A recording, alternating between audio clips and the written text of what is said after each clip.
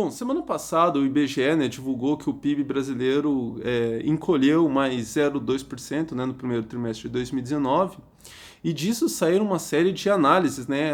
Por que que a economia brasileira pode estar entrando em recessão de novo? Ou por que a economia brasileira ainda não se recuperou da crise de 2015 até hoje? Eu até compartilhei uma análise ridícula lá do G1, falando que como o consumo, né, foi um dos responsáveis pelo encolhimento do PIB, né? O consumo, na verdade, até ele nem encolheu, mas ele não cresceu o tanto que se esperava. E aí surgiu uma análise lá ridícula falando que os consumidores estão aguardando a reforma da Previdência para tomarem decisões de consumo. Enfim, bom, o que eu vou fazer então? Para quem está cansado desse tipo de análise ridícula, eu vou tentar aqui nesse vídeo muito rapidamente, mas esboçar uma explicação. Por que que a economia brasileira, até hoje, em 2019, ainda não se recuperou da crise, né, que teve o epicentro em 2015. Começou ali no quarto trimestre de 2014, se estendeu até 2016, mas o epicentro mesmo ali é o momento mais forte de 2015. Bom, eu vou tratar a discussão mais longa, né, sobre teoria das crises lá nos vídeos, né, sobre teoria das crises no marketing, enfim. Mas para aqui, né, eu vou ter que comentar algumas coisas antes de falar o porquê. O primeiro deles é que a economia capitalista ela funciona de forma cíclica. O que isso significa? Significa que há em determinados momentos que a demanda supera a oferta de mercadorias. Ou seja, nesses momentos as empresas têm um estímulo muito grande para acelerar investimentos, acelerando investimentos que ela gera empregos, aquece a economia e, portanto, nesses períodos o PIB cresce num ritmo muito acelerado.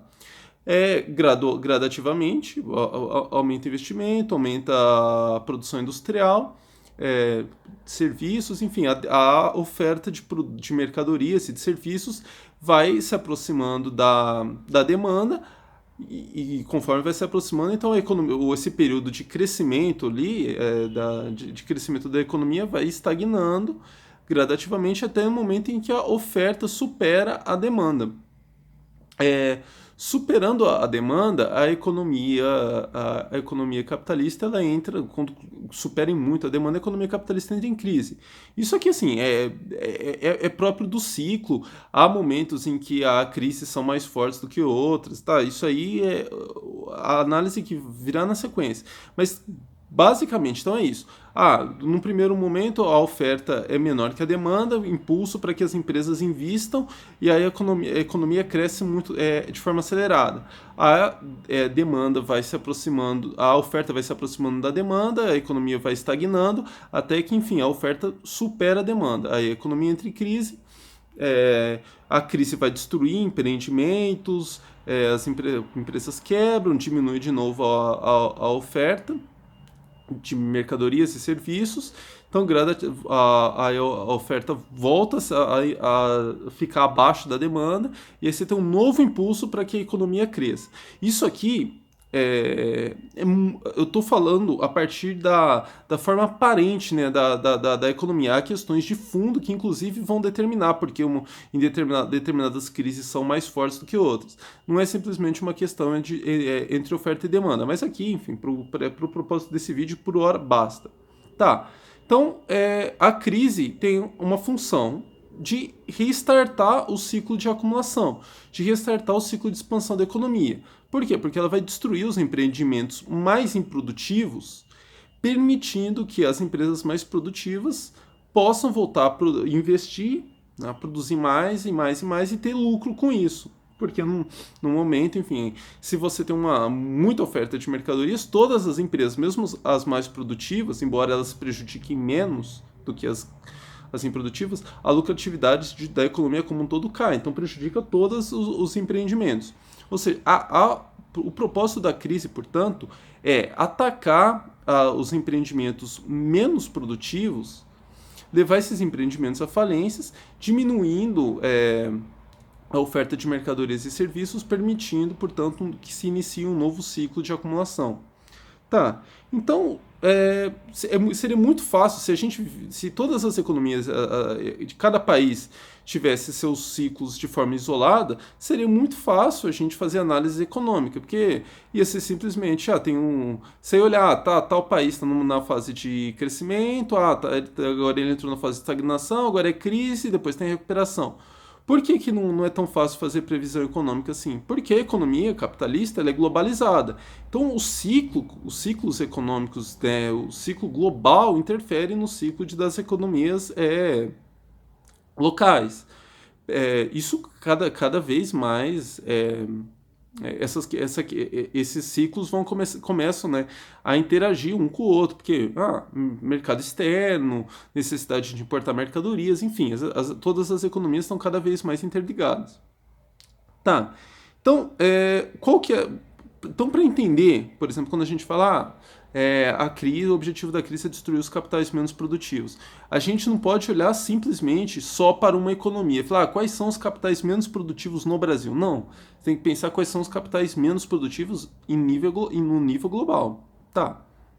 Então, qual que é a situação brasileira? Eu já comentei isso num vídeo anterior, mas vou aqui rapidamente retomar a discussão só para os fins aqui da discussão aqui da crise de 2015. O Brasil, depois da década de 80, vê o seu atraso técnico-científico aumentar de forma assustadora em relação às principais economias globais, né? Eu comentei lá até a partir do estudo do professor Albuquerque, né? Como que, enquanto o Brasil não domina, né, as tecnologias próprias da indústria 3.0, e agora a grande corrida, né, para a indústria 4.0, ou seja, o Brasil está ficando tecnologicamente defasado. Isso significa que a produtividade do trabalho da indústria no Brasil, de forma geral, não só da indústria, está na casa de 0,25% em relação à produtividade do trabalho nos Estados Unidos. Ou seja, numa economia globalizada, a indústria brasileira a economia brasileira como um todo, mas principalmente a indústria, não vai dar para eu comentar aqui, mas a indústria brasileira ainda não. Se olhar para a produtividade da economia brasileira como um todo, a indústria brasileira deixa muito a desejar. O que puxa mais a economia brasileira, a atividade agropecuária, enfim, são atividades que são tecnologicamente enriquece pouco, cria uma dinâmica pouco positiva dentro do país. Então o Brasil continua necessitando importar tecnologia. Enfim, eu comentei bastante dessa dinâmica lá no outro vídeo.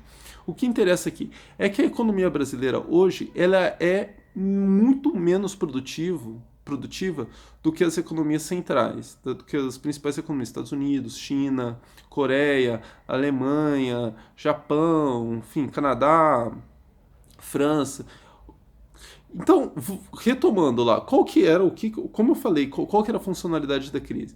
A funcionalidade da crise é destruir os capitais menos produtivos para que os capitais mais produtivos possam voltar a oferir lucros.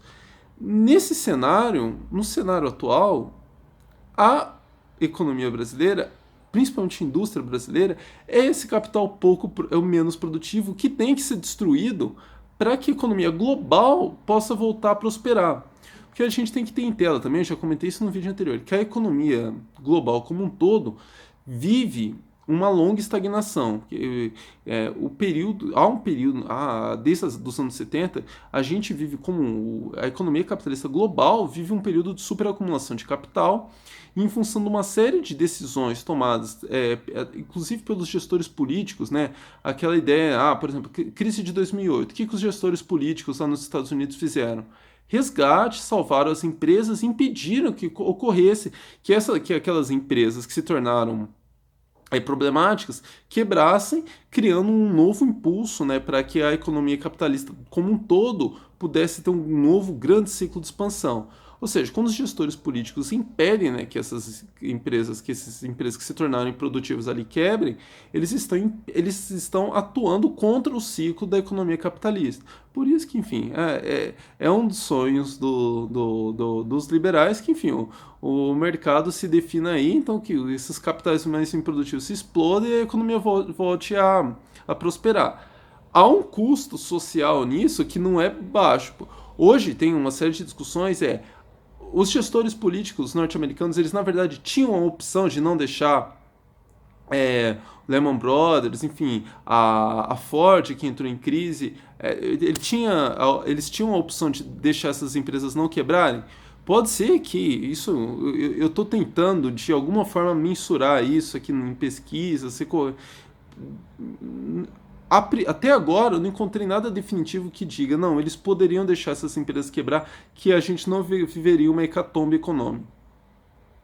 Na dúvida, o que eles optaram por salvar aquelas empresas e impediram que a economia global entrasse numa crise muito maior do que de fato foi, mas dessa crise a crise gerasse uma grande destruição de capitais, enfim, em escala monumental, mas com isso você derrubaria muito a oferta de mercadorias, permitindo um novo grande ciclo de acumulação, de expansão. Como não houve isso, a economia global como um todo segue superacumulada, ou seja, a competição capitalista está num momento assim. Tanto que, olha o noticiário aí, competição Estados Unidos e China, gerando todos aqueles efeitos aí ao redor do mundo, inclusive impactando negativamente, né, na economia nacional. Ou seja, o cenário é esse. A economia capitalista global vive um período de superacumulação, isso significa baixa lucratividade, isso significa crises mais destruidoras, e como o objetivo da crise, a crise do capitalismo tem uma função. A função é destruir os capitais menos produtivos. Hoje, os capitais menos produtivos eles estão concentrados em alguns países.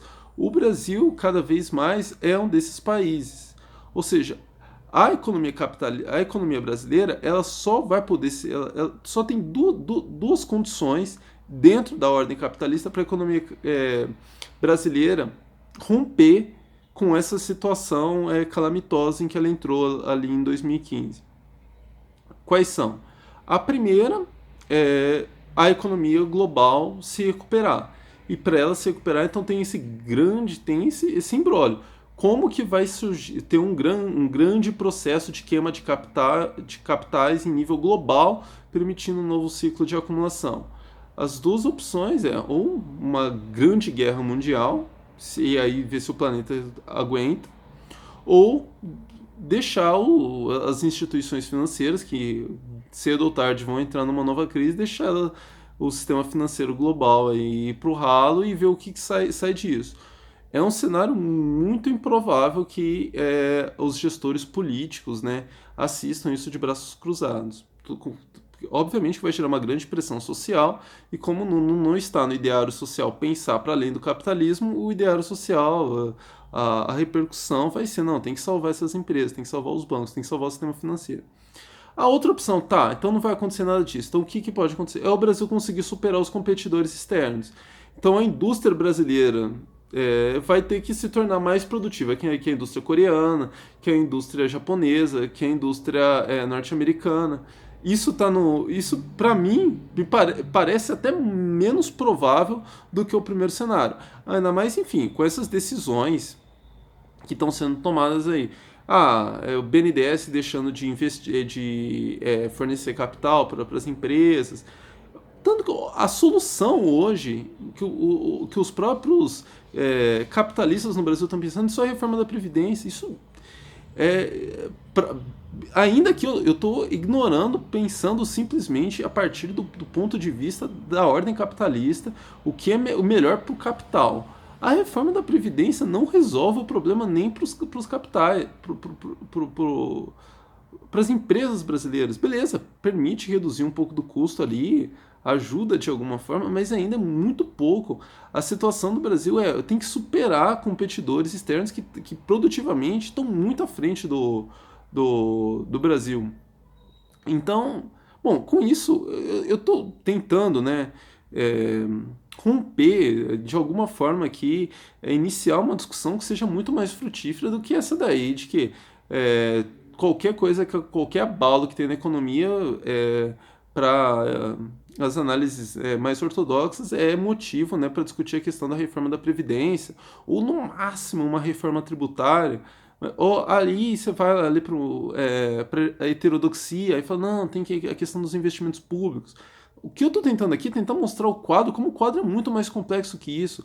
Por exemplo, a turma da NMT, que fala, ah, não, o Brasil pode, o Estado brasileiro pode emitir moeda, aumentar investimentos a partir disso. Beleza, realmente. Se só o Brasil fizer isso, é um impulso positivo para que o Brasil supere a concorrência externa. Tá, mas e se o Brasil começar a fazer isso? Aí os gestores políticos lá nos Estados Unidos reagem, os gestores políticos no Canadá reagem, na Coreia, na China, todo mundo começa a emitir moeda, ou seja, o Brasil vai continuar atrás. Eu fiz, eu vou até depois colocar de novo no Twitter lá, quem tiver curiosidade, eu fiz uns cálculos lá, o tanto que a quantidade de moeda que o Estado brasileiro ia ter que emitir para que os investimentos do Brasil em pesquisa e desenvolvimento atingissem, o investimento público no Brasil atingissem o mesmo nível, né, dos Estados Unidos, imaginando que, tendo em vista que os Estados Unidos estão mantendo esses investimentos já faz décadas. Teria uma enormidade, um absurdo que teria que ser que emitir de moeda. Ou seja, o que eu estou querendo dizer é que a discussão, o problema, né, da crise no Brasil é muito mais complexa do que simplesmente essa questão, aumenta investimento público ou reforma da Previdência. Bom, conto aí que espero que quem assista esse vídeo aí comente, pode polemizar, enfim, pode criticar, vamos abrir esse diálogo aí, porque eu acho que é uma questão da maior importância aí. Então, um abraço e até a próxima.